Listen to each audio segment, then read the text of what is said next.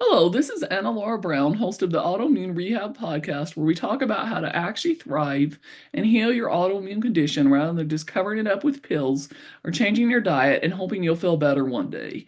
We feature solo episodes on helpful topics and interviews with guests who have actually walked in your shoes with autoimmune disorders and/or who have years of experience in helping people to thrive and not just survive with autoimmune challenges. I'm a health coach who started this podcast because I was diagnosed with Hashimoto's in 2018 and wanted to inspire hope and transform health for people with autoimmune challenges.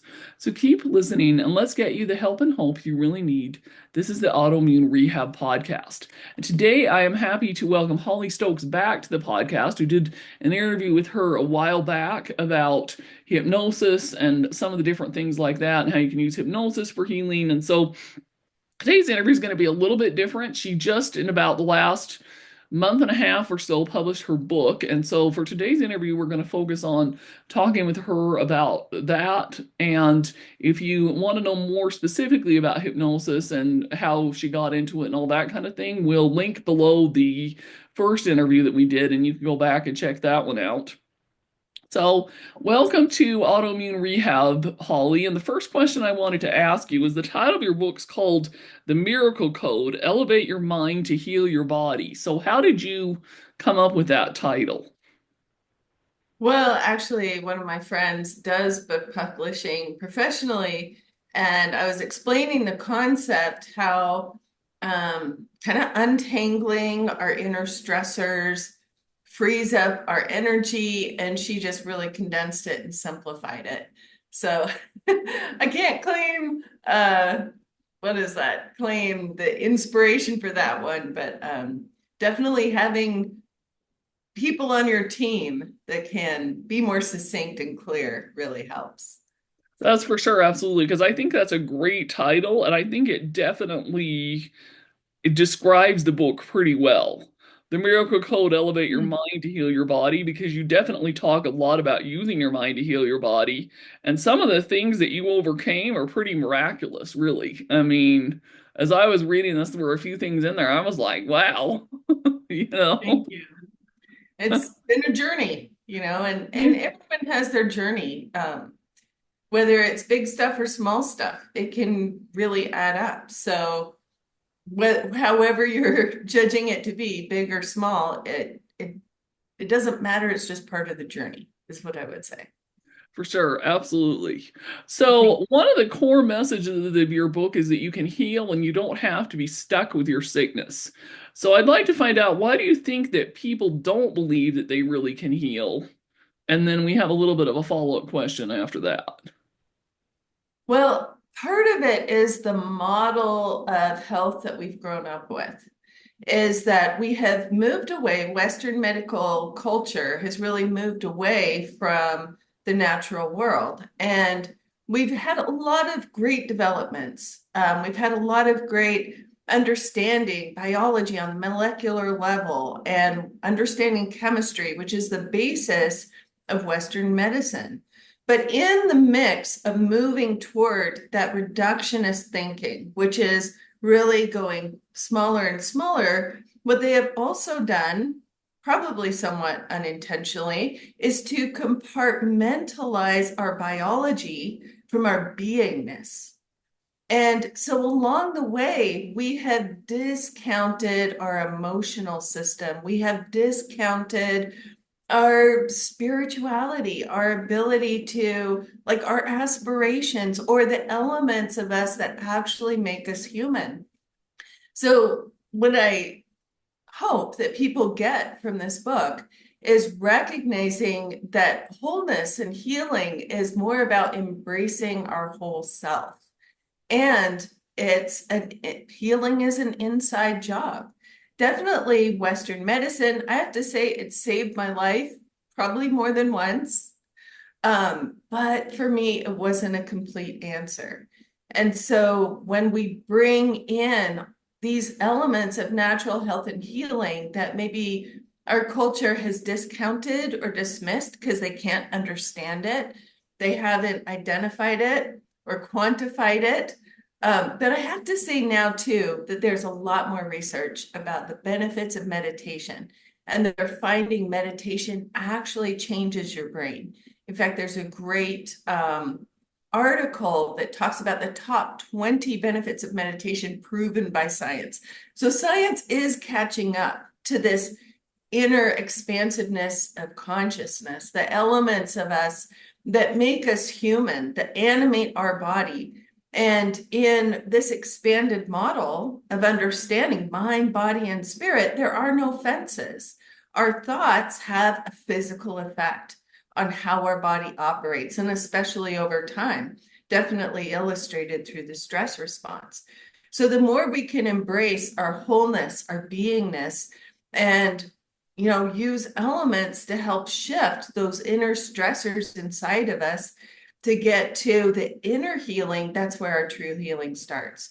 When we create our inner peace, then the body can rebalance and we can embrace more wholeness and peace in our day-to-day life, which lets our body also heal. That's awesome. That's great. I love that. And I think you kind of pretty much answered the second part of that question already, so we'll skip that. So, and then let's jump ahead. And actually, this question was related to meditation, which you already started talking about anyway. So, one of the chapters is called Meditation as Medicine. So, how do you view meditation as medicine? So there's kind of a couple different camps in meditation, and more of the kind of classic camp that we're all aware of is trying to blank your mind, clearing thought, getting to know thought, which can be very challenging because we've been trained to have busy mind. Our mind likes to be active, like, oh, if we have some quiet space, it starts thinking about what we haven't done or the laundry needs to be moved or something like that, right? So when we look at using the mind as meditation, we're doing the inner work of cleaning up those inside blocks that then can help us embrace our energy, embrace our wholeness. So kind of a very simple, here's like level one of that. And I probably illustrate some of this within the book, is when you quiet and clear your mind. Quiet and clearing your mind is step one. But then you can imagine going into your body. In fact, one of the very first ways that I used this was that I was out backpacking with kids, and somehow I ended up dirt skiing and breaking both of the bones in one of my legs. And at the time, I was working with a meditation teacher, and he had told us, you can imagine going into your body, go down to the place that's affected, and imagine healing it. Imagine knitting it back together. And it's not the cast that heals the leg, the cast keeps it stable. But your body has the healing program unless we're creating interference to that healing. And with our intention, our meditation, we can help that process along. So I imagine going in and re-knitting the bones back together. And long story short, went back to the doctor and he's like, wow, this has gone a lot faster than we expected. What are you doing? And I'm like, meditation. And he's like, oh, well, whatever, but we're excited about your bone healing. So of course they, didn't have like a box for it or a way to understand it. But I think now we're becoming a lot more aware, like a lot more research is coming to light, and we're really understanding there is a definite connection between our mind and our body. And so meditation as medicine is to actually utilize that connection to heal or to, and I like to say like body symptoms, pain, it's actually a signal of your body telling you that something needs attention. Emotional pain is your body, your mind telling you that something needs attention. And as we bring clarity, lightness, love to those parts of ourselves, that is the nature of true healing, which there is actually a process that I share in the book, the Art to Love process. And any listener that has the book, I definitely encourage you to try that process because it's very simplified, beautiful, easy to follow way that you can start creating that, empowering that mind-body connection to continue your healing process. Awesome. That's great. I love that. So you also have a few chapters in this book on intuition and listening to your body. Why? So this is a two-part question. So why do you think it's so important? And how do you feel like someone who isn't used to relying on their intuition can start getting into the habit of relying on their intuition? That's a great question. So remind me of the first part of the question. Say that again. Um, Why, why do you think it's why is so it so important important? to rely on your Yeah. intuition? So the reason I believe it's so important is that, we all have a physical body. The biology operates pretty much the same way, but our mind and how that interacts with our body can be very different from one person to another. So, for instance, let's look at dietary changes. This is often step one when people are trying to overcome an autoimmune condition. Well, one person can have like a mild reaction to corn, and another one can have a mild reaction to dairy, and another one can have a reaction to wheat, and a fourth one can have a reaction to all three. And so when we start trying to make the changes, if we're paying too much attention to what other people are telling us and not enough attention to our body and how our body is responding, we could be missing some of those elements of the puzzle. And changing your diet can be kind of foundational step one to feeling just a little bit better. But then also diving in and working with your intuition and that mind body connection, you can recognize how to give your body what it really wants, whether it wants rest or whether it wants activity. And kind of step one of that, because, working with intuition and body, it's not as well known in our culture, not as common. And often, especially when we're going through illness, or we see it also with, I work with a lot of people for hypnosis for weight loss, that we kind of get frustrated with our body. Why isn't it doing what I want it to do? Why isn't it releasing the pounds? Why isn't it feeling better? Like even when I'm doing all the right things, why isn't it feeling better? We get frustrated. And then we start to blame it. Oh, damn my body, or sorry, dang my body, or oh, it must be my genetics. And then we start blaming it. So in doing that, we're creating a disconnect between our biology and how our biology is interfacing with our mental state. And we're creating more stress and more discomfort. So how do we start that process? Very simple. You can do like a 5-minute meditation, put it on a timer, just have some quiet space and just start saying thank you to your body. Our bodies have often endured lots of stuff. They've endured our stresses, our anxieties, our traumas, and for the most part, they're still working to some degree. Even if some things are misaligned, they're still mostly working, right? And so just even starting with that appreciation, thank you to my eyes that I can see. Thank you to my ears that brings me sounds of music and joy and laughter in the world.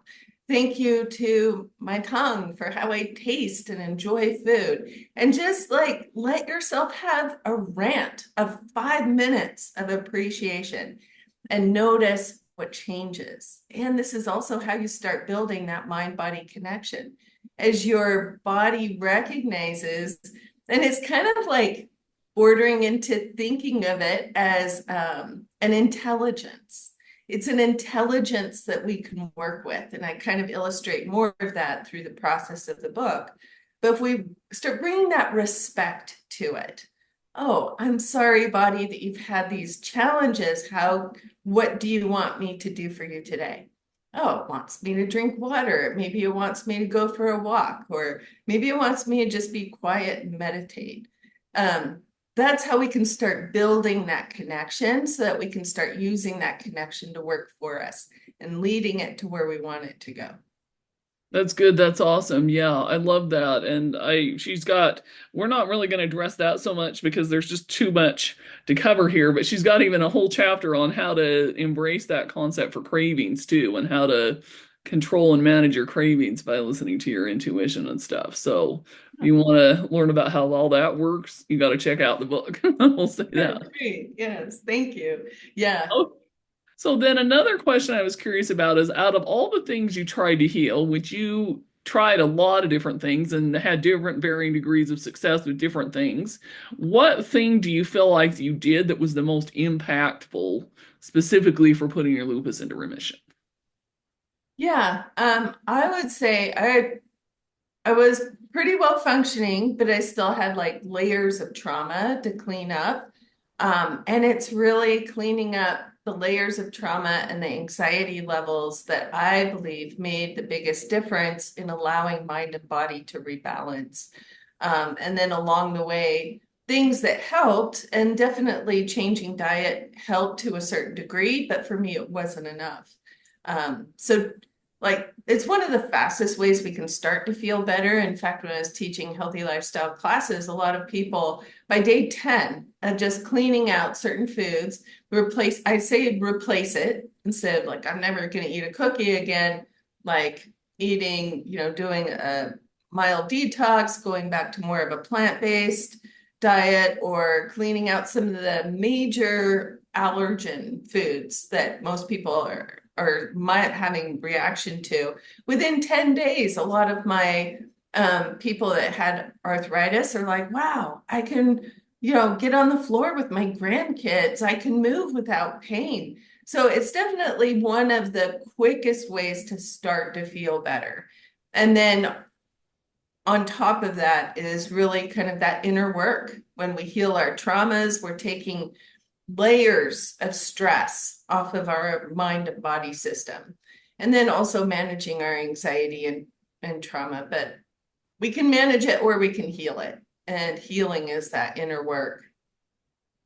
It's awesome. I love that. And the other thing I thought that was really interesting that hit home for me too is like you were talking about the role that stress and food and some of these things play is she's got, I think, at least one chapter, there might even be two chapters in here about the connection between stress and food sensitivities. And I found that to be really interesting in part because you think about it, when we get really stressed, what does our impulse and our body want to do? We want to go eat the foods that typically are not good for us, whether we actually are sensitive to them or not. We want Right. the gluten, the sugar, the dairy, the processed foods. We want all the stuff that's not great for us when we're stressed. And so I found that chapter to be, and that part to be really interesting about the connections between that. So, how do you feel like people can work on recognizing, okay, I've got these food sensitivities and I'm experiencing this stress. So, what can I do to work on this and kind of try to fix that a little bit? So, maybe I don't have as many food sensitivities anymore, or I recognize that, hey, stress is triggering this in me. Yeah. So, well, one is definitely, doing that inner healing work, which is to bring clarity and compassion to those parts of our mind that have gone through the trauma, that we're hanging on to old traumas and old stressors. And part of our stressors can be our beliefs, especially our ideas about ourselves. To give an example, like I'm not good enough. That's probably the most universal belief system that I've run into over the last 18 years. That we all kind of have some of these inner ways that we beat ourselves up. And as we bring clarity and compassion to those parts of ourselves, then we're taking layers of stress off of how we experience ourselves and how we show up in the world. So that's definitely one layer. Now, when you're talking about food, we can have some of these reactions. It's kind of like our mind is holding on to those stressors and then creates a habit of it over time. So I shared one example of a client that she had this association of like fight or flight response in association with some of the food she was given at daycare. And so then that over time created a stressor. So again, bringing that clarity and lightness can help kind of ease that. Here's kind of a simple thing that I've been playing with. It's kind of based on that art to love process, is to imagine, holding the parts of you that have the allergen out in front of you, and then what does it want? What does it need? And then allowing that healing light to wrap around those parts to kind of inform. So we're in the art to love process, we're imagining that higher wisdom and insight is coming down through the head into the heart and then flowing out to whatever part of us needs that extra clarity, that compassion, that reconnection to our beingness or our wholeness. So that's something that can take the edge off of some of those allergen responses.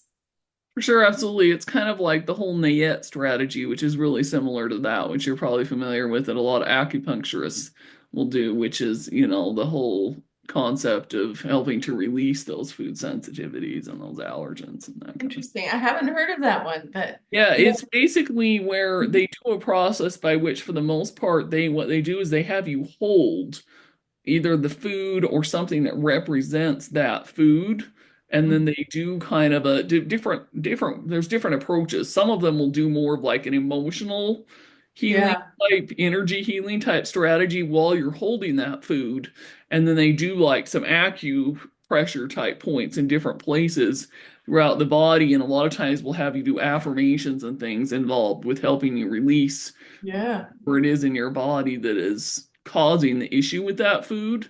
And then typically you have to have really strict avoidance of that food for about 24 hours. And then a lot of times it gets rid of it. I mean, I've done it before on some of the things that I've had Very food cool. sensitivities before, and it's worked really Yeah. well. So Kind of like a reset, energetic reset with your food. pretty much, yeah. Yeah, that's awesome. Yeah. So yeah, it's pretty cool. Okay, so then another thing that I noticed throughout this book is that you talk a lot about recognizing patterns with different things, whether that's patterns in your emotional healing, patterns in your physical healing, other kinds of patterns and things that repeat. So why do you think that recognizing those patterns is so important for your healing? Yeah, so the patterns that kind of reoccur in our life are generated from, well, as a hypnotherapist, we often say these patterns are generated from the unconscious mind. And we kind of have a way of hypnotizing ourselves every day. So it's the things that we say to ourselves, like driving home, I never get the green lights. I always have red lights, right? Whatever we're saying about something, even if we're just describing our experience, the unconscious mind is always listening and it's taking this in, but not only that, it's starting to project it into the future. So here's how it shows up with health. What if I never get well? Then we're imagining in our future that we're not well, that we're continuing to feel bad, or we're continuing to show up in ways that we don't want, right? So ways that if we can start recognizing our patterns, it gives us hints as to what beliefs or what ideas our unconscious mind is recirculating. And it can be a little hidden or tricky sometimes, but the more we can pay attention to that, and in fact, this is a great exercise, is to write a new story. So if we've gone through autoimmune, we have the story of how it feels and how there's not enough energy or how the body is against us. How can we write the new story to, oh, I'm starting to find out, I'm starting to recognize what works for me. As I recognize what works for me, I can do more of what works. As I do more of what works, I feel better and better. So there's a difference in how our mind is perceiving it and how our perception is generating more of our experience. If we can be more intentional with writing how we want it to be, we can take control of that story and those patterns and create new ones to replace it with. That's awesome. I love that. And I especially really liked, come to think of that too, you have a part in the book too where you talk about your experience with going to a so-called support group, but instead of it being a support group, it was basically a complain group with people that showed up and did nothing but complain about all their sickness and their symptoms and their medical bills. And in other words, they weren't there to actually find real solutions for healing. They were there to try to get somebody to just have sympathy for their problems, basically. Yeah, and I kind of struggled about whether to add that or not. But again, it's like what we just mentioned is the story. What's the story they're telling themselves, and how are they reinforcing each other's story? And I found for me, it really wasn't helping me feel better. So for me, But at the same time, I want to also recognize that, people helping people and having the ability to talk and share and connect is a noble aspect, but unless we're taking charge of the stories that we tell ourselves and what we're feeding our mind, then we're going to be doing our old story by default. So it's kind of a conundrum because people come together and honestly, they probably just didn't know what else to do to support each other other than listen and be a safe place for that. But then if they're recirculating old story, then they're not actually being a force for progression. Does that make sense? Absolutely, it does. Yeah, it's almost like you need to start a new kind of a support group where people come together and write a story about how they healed themselves rather than Right. Yeah. And yeah. it's challenging, because when we're going through something, we don't feel good and we don't have the energy. But the more we're telling ourselves that, the more it's keeping us stuck in the old story. Absolutely, for sure. Okay, well, this has been great, Holly. So these are all the questions about the book I had. Is there anything else about the book that I didn't mention that you want to talk about? No, I know the book's kind of long. It ended up being longer than I expected it to be. But I hope that I kind of show the path of it's actually organized. It doesn't say this specifically, but it's organized in body, mind, and spirit. So the first part really kind of goes into what things I tried initially at a practical level, and then started adding in meditation and intuition, and then started adding in, oh, wait, there's this expansiveness of um, understanding beyond my little, biological brain that we can bring in and add to the process as well. So I hope people find it as, an easy to follow progression of understanding some of the deeper elements of self-healing. Awesome, cool. So then let's ask you the question that I always like to ask my guests at the end of the interview. If you could go back in time to, let's say, about 19 or 20 years ago, right before you got diagnosed with lupus, or, right around the time of your diagnosis, what is something that you wish you had known that you would tell yourself now? Not expecting this. This is gonna make me cry a little bit. Um, I would probably tell my younger self, like, be patient with yourself, like, be kind to yourself, be patient with yourself, and you're going to get through this. Imagine yourself finding the answers and moving forward. That's awesome. I love that. It's a Imagine blip in yourself life to finding be answers and moving solved. forward. Great. That's awesome. Okay, so we will obviously link below her first interview where we get into more detail about hypnosis, and then we will link the interview, link to her book and then her general website too, where you can check out. She does do a lot of group coaching, single coaching, things like that, and stuff like that. So if you're looking for support, she has some really good options. And thanks for coming on Autoimmune Rehab. Thank you, Anna Laura. Thank you so much.